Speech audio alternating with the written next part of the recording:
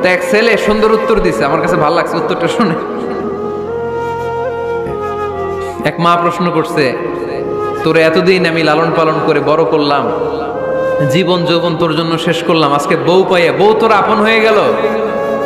এবার ছেলে উত্তর দিছে, মা আমার মুখ থেকে মা ডাক শোনার জন্য তুমি কি কষ্টটাই না করছো জীবনে।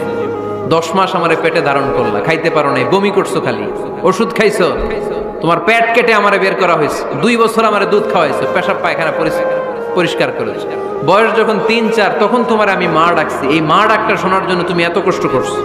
আর আরেকবারের মাইয়া এই ঘরে আইসাই তোমার মা ডাকা শুরু করছে। যেই মেয়েটা তোমারে মা ডাকে সে আমার আপন হবে না কেন মা? ঠিক কিনা?